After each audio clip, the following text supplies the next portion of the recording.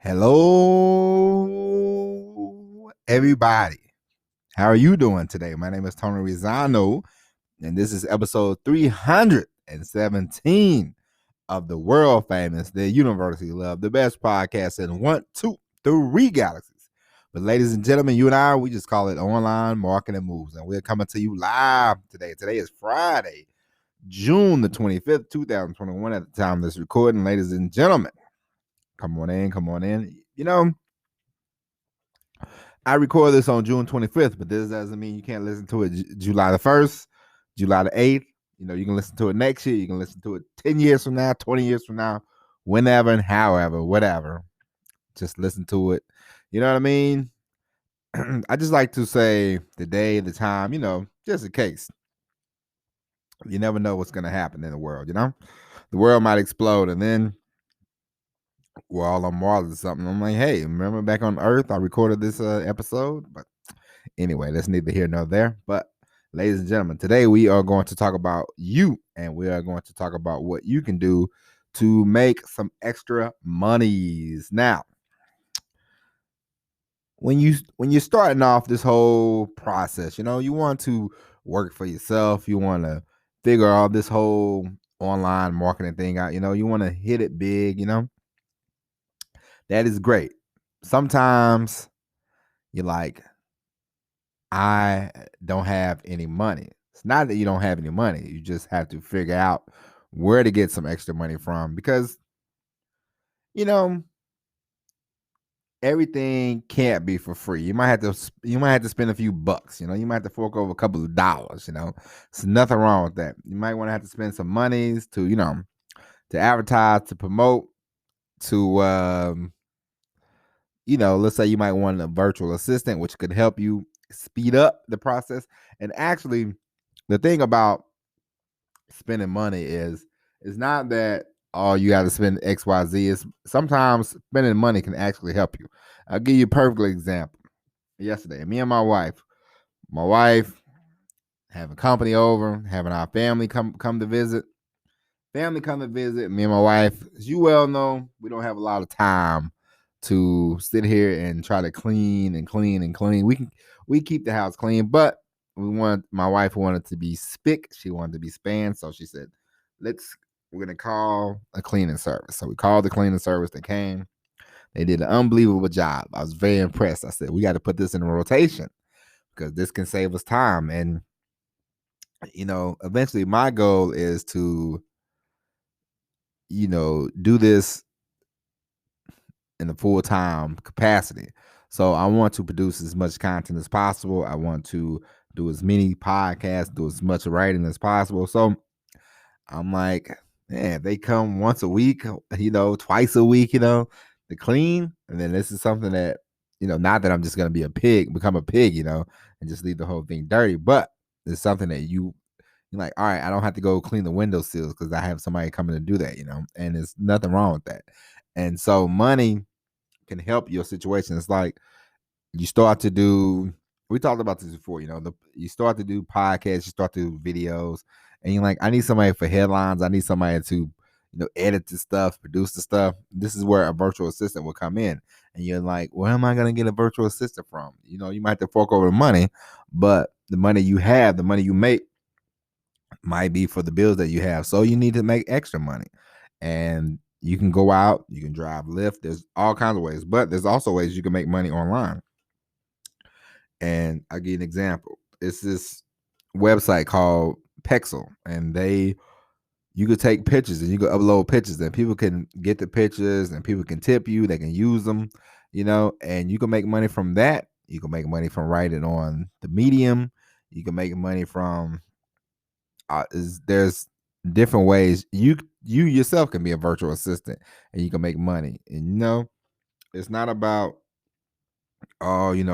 this thing working. Sometimes you have to make things work. It's not about I should just be able to wake up and make $1 million. Nah, of course we know it's not gonna work that way, and we know it doesn't work that way. Let's be realistic. Let's be honest with each other. And a lot of times the reason why people quit and it's because it's not that it's tough, but you have to you have to be independent. You have to figure this thing out. And a lot of people do not want to figure it out. A lot of people want their hand to be held. They want, oh, please help me. Give me money, loan me $1,000 so I can, it's like I told you, if you waste all your time in the world now, and people, I had this discussion with my cousin of mine. He said this guy quit his job because he said, oh, the 8 hours I'm at work, I can be doing a lot of if you're not doing anything with the 2 to 3 hours that you have on a regular basis at home, what do you think you're going to do with the 8 hours you have? You're going to do absolutely nothing. Okay, you're going to find ways to go to the movies. You're going to go out to eat. You're going to go have lunch with friends. You're going to meander around, watch a lot of TV. So, the time that you have now to do the stuff you're supposed to be doing, if you're not using it wisely now, you're not going to use it when you get more time. It's the same as when people say, oh, I'm going to donate. When I get rich, I'm going to donate money. If you're not donating money now, you're not going to never donate money when you get rich, I'm not the richest person in the world, but I donate money to a couple of charities that I like, that I, think help. And when the money increases, I will be able to, and I will be happy to increase the, the donation budget, because I like to give, I don't mind helping out. But if I never gave before, it's like my brother. My brother says, "Oh, when I get rich, I'm going to donate money." No, he's not. He gave money to a church for a little while, but then of course he stopped doing that. So, anyway. So it's not about, oh, I'm lack of money. You might not have the money, but you got to figure out the resources. You got to figure out different ways you can make money.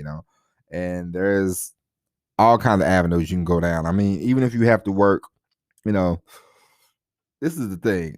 When I, in January of last year, and I was just like, I'm gonna take a break. But I had it was this subscription that I like. I like getting this newsletter. It's about marketing. It's about email and stuff like that. And I like getting it. It was $99. And I'm like, all right, it's extra money, but you know what I'm gonna do? I drove extra loads and different things like that, just so I can keep paying for it. Because I'm like, I'm not just gonna quit it just because right now I'm taking a break from the online thing. No, figure it out. Say, all right, let me do some extra loads, and everything that I pay for when it comes to the online marketing stuff, like the get response and all that kind of stuff. Everything that I pay for, I just work extra, and now I'm starting to generate money. That alleviates the having to work extra. So it's like, all right, I don't have to run the extra loads. I don't have to do this, do that. I'm starting to make money. Pretty good money from online. It's like, all right, cool. Now I can take that money that I'm making online and use it for things. And then when the budget increases, we're going to increase the whole, because I thought about this. You need things like Dropbox. You have a lot of content. You have a lot of videos you produce. You want to use something that you can rely on. You want something that you can depend on. And places like Dropbox and all that. Just don't rely on that. You might want to look up how you can back up your computer, back up your system. But something like Dropbox can help. And there's other different things that I use that cost money. Now I'm not saying you have to go out there and spend $2,000 a month for different stuff, but it's like the Grammarly. I use the Grammarly. I probably will stop using that in the next year or so. But when I first started writing, I needed something to just help out. So spell check and all this kind of stuff. But it was like what was it, like $99 for a year, and then the next year was like $129, and I'm like, oof. But I'm like, you know what? I use it a lot, so it's worth it. Now some things, if you don't use them, then get rid of them. But if you use them, just find there's different avenues you can go down to make money. There's different roads, like I told you, I wrote some poetry on Medium. I wrote some short stories, and I made a few bucks, not breaking the bank, but definitely made some money. So, you have to figure all this stuff out. You just have to figure out, which avenue you're going to take to make the extra money. And then once you start making money online, which hey, like I told you before, it might be now, it might be months from now, but you will start making money. You just have to keep it going. And once you do, then it gets a whole lot better. It gets a whole lot easier. Because as you well know, if you have more, the bigger the budget, the better off you might be. Especially if you're making it work on a tight budget. Just imagine when you get a bigger budget. Now if you're not making it work and you have a big budget, then you're probably not gonna make it on a tight budget. You know what I mean? But if you have a small budget and you're making things work, you're generating things, then of course when your budget gets bigger, you probably will make more money. But you have to be careful. I want you to be, this is where the this is where you have to make adjustments. You want to, I know some people don't like to keep up with their accounts. Some people don't like to keep up with their financial books, but you don't want to be pissing money away. You don't want to be wasting money. You want to make sure you count every dime and every nickel, because it's very important when it comes to a business. You want to know where the money's coming. You want to know where the money's going to. You want to keep up with this stuff. So if you have to write it down, you have to, go through Microsoft Excel. Once again, keep the Excel, keep it handy. You might want to make a copy. You might want to download it somewhere else. What if your computer crashes, I've had this happen to me before. I had stuff on a computer, 2012, had stuff on the computer, and then my computer just said, it just kind of kaputted, and it was frozen, and it was bad. And for like 2 weeks, I couldn't get the information off my computer, and it was very annoying. And then I'm like, oh, man, I gotta go back to what I used to, because I used to just write everything down, and now I still do. For a little while, I was like, oh, computer, I don't need to write things down, but me myself, might be in a different age bracket than you. I'm used to writing on pen and paper, so I don't mind it. I like it, and it helps me out, keeps me balanced. I write everything that I use, everything that I have, a recurring charge for, because, and that's another thing.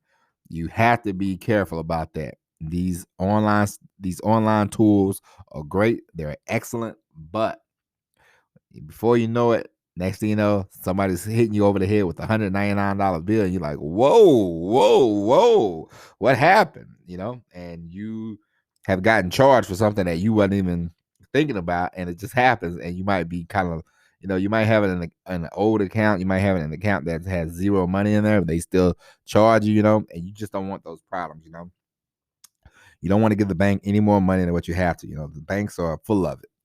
I'm just letting you know. Of course, you might not know this, you might not believe that, but hey, banks are designed to keep your money, use up your money, and it's nonsense. Charge you $35 for overdraft fees, blah blah blah, and then you have to be careful because, and listen, I'm speaking from experience. The bank will take the lower amount. Let's say you have $50 in the bank and you have 2 transactions, okay? Instead of them going with whatever transaction you did first, they will set it up to take the smaller transaction, boom, and then they will tax you on the bigger transaction. They're like, oh, well, you have $0, so we charge you $199, and we have to charge you an overdraft fee, then another fee, and then it's like it went from $199 to like $300, something crazy like that, And this has happened to me before.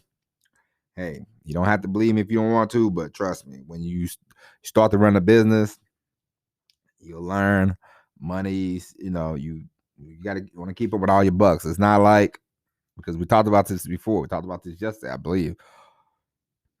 Some months you're gonna have great months, and some months, not so much. Okay, you have to look at it from a different perspective. You can't look at it from, every week. Like this stuff. I look at my business, this whole podcast, this whole writing, this whole entrepreneur internet marketing thing. I look at this as in the monthly cycles. How much did I make this month? How much did I make last month? When I have to go to work, I worked a little time. I know every week, every Friday, I'm gonna get paid. I do a little bit of work, I'm getting paid something. You can do a lot of work in this. You can do a lot of work right now doing entrepreneur. I told you the first month I did a podcast, hardly any listeners, So I'm working, and not getting paid. Now it's starting to pay off. Now it's come around, but first month didn't get any money. It doesn't work like that. If somebody was paying me to do this podcast, the hour a day, 2 hours a day I'm working on this, they would pay me. You know what I mean? So, entrepreneur world, yeah, it's bigger. The reward is bigger, but you have to remember every month is not going to be the greatest month in the world. So this is why bookkeeping, if you're not good with bookkeeping, you might want to figure that out. You might want to, get QuickBooks or, find somebody to help you out.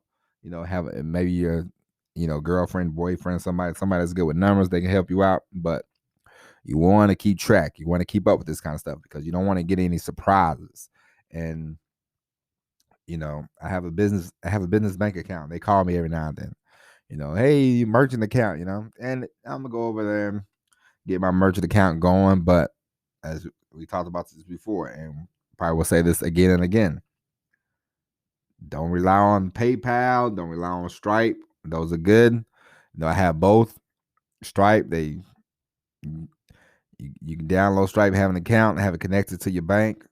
Stripe after 2 or 3 days, they send the money in there.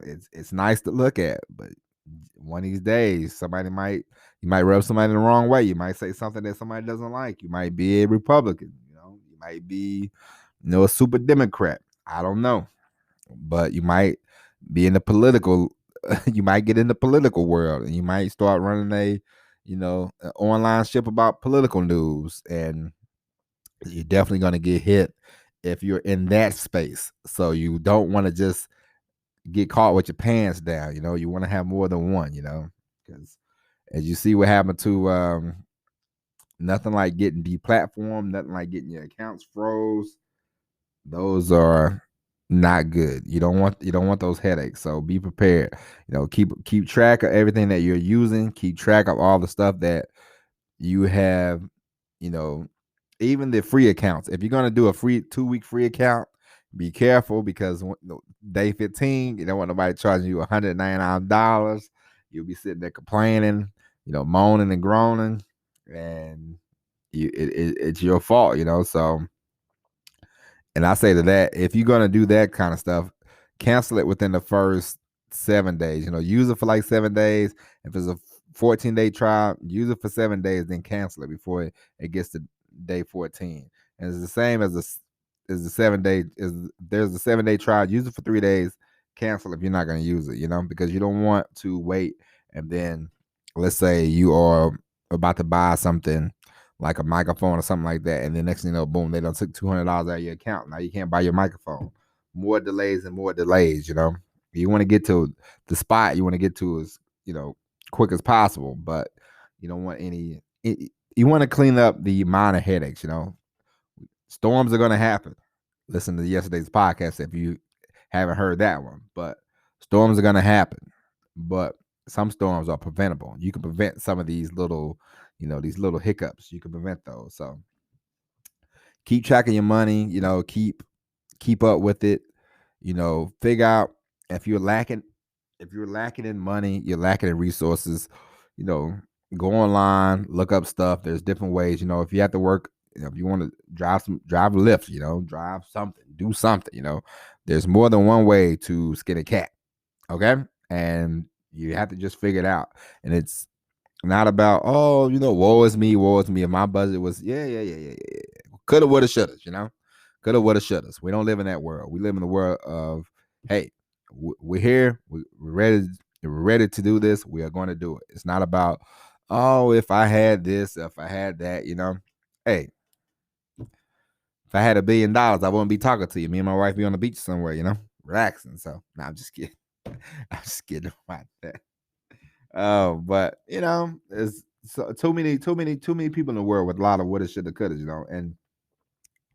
and now is so like making money is a lot easier than what it used to be because you can just do it from home. You can do it on a computer. You know what I mean? So But ladies and gentlemen, that's it for the podcast. We will be back tomorrow with the all new episode of Online Marketing Moves. Remember, be resourceful, okay? But until next time, until tomorrow, my name is Tony Rosano. Thank you for listening. And as always, everybody, peace.